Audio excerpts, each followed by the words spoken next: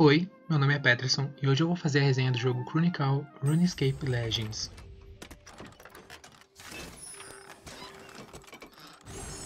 Esse jogo ele é desenvolvido pela Jagex e está disponível na Steam gratuitamente tanto para PC quanto para Mac. E o principal meio de monetização dele são os packs, que variam de R$19,99 até R$72,99.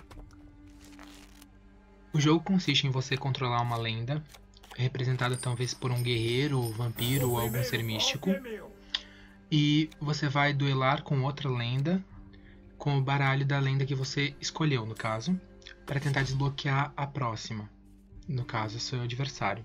Você acaba obtendo ele depois de conseguir ganhar o desafio. No início do turno você seleciona as cartas, monta sua estratégia no campo, e daí você acaba dando play para que essa estratégia aconteça, no caso. Quando os pontos de vida das cartas chegam a zero, elas acabam morrendo.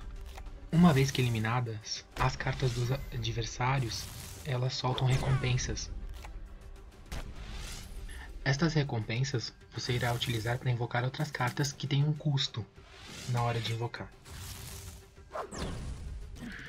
Caso as cartas dos adversários não sejam eliminadas, elas atingem diretamente os pontos de vida da sua lenda. Se os pontos de vida da sua lenda chegarem a zero, você perde a partida. Em contraponto, uma partida pode durar até 5 capítulos, sendo então seu objetivo zerar os pontos de vida da lenda adversária para ganhar a partida. Em relação a personagens, você vai começar com o Raptor. Na medida que você vai ganhando das outras lendas, você vai liberando elas e os baralhos delas para você utilizar para duelar. E também você pode ganhar cartas como recompensa dos desafios. O enredo do jogo que está disponível na página oficial do jogo diz que, abre aspas, deixe seus seguidores para trás e lute suas próprias batalhas. Amplie e domine seu baralho para competir contra outros jogadores e ganhe recompensas enquanto escreve seu nome na história. Em relação à parte visual do jogo, artistas que desenvolveram essa parte, eles trabalharam muito bem, botando símbolos e signos de coisas que a gente já conhece. Por exemplo, relacionados aos guerreiros, aos magos, a parte mística do jogo.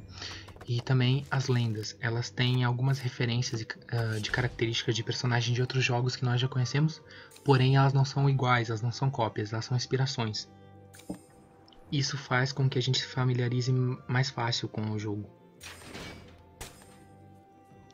Eu digo que elas não são cópias porque o jogo ele tem uma forma diferente de lidar, pois ele é um jogo de cartas e depois que você acaba as suas escolhas, elas criam vida, entre aspas, com as animações e você vê as ações que você planejou se realizando.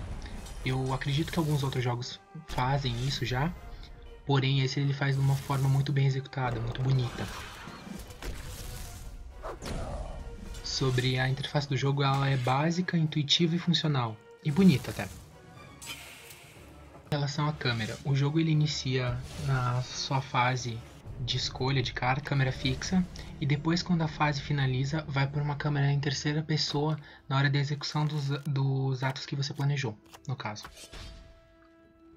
Bom, em questão de level design, as fases elas são bem estruturadas, porque o tutorial ele é básico, a primeira fase tem uma dificuldade razoável, e à medida em que você vai jogando, a dificuldade das fases vai aumentando de uma forma bem suave, deixando o jogo interessante ainda para o jogador, não difícil o suficiente a ponto dele desistir, como alguns outros jogos acabam fazendo.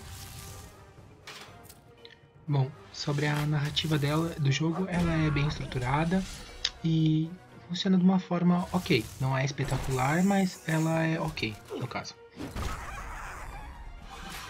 Em relação a referências, o jogo lembra um pouco o famoso Hearthstone e também o jogo Hex. Ele também lembra um pouquinho o Clash of Clans na parte visual, no caso. Em questão de estética, ele é um jogo de estratégia, porém ele tem um pouco de ação e desafio. Quando você finaliza, por exemplo, a sua fase e acontecem essas animações. A finalização da fase e as ações elas acabam também sendo um ponto forte e algo a ser copiado por outros jogos, porque eu considerei que é o ponto alto do jogo. Isso também se torna uma vantagem em cima dos demais concorrentes. Um aspecto do qual deveria ser melhorado no jogo é a questão de que ele não tem tanta publicidade quanto os concorrentes dele. Ele tem muito potencial, ele é um jogo que tem muito potencial. Porém, ele não é tão famoso quanto o Hearthstone, por exemplo, que tem muito mais publicidade do que ele. Esse é um ponto que deveria ser melhorado. Esse jogo devia atingir mais público, no caso. Então, esse foi o review do jogo. Muito obrigado por ter assistido.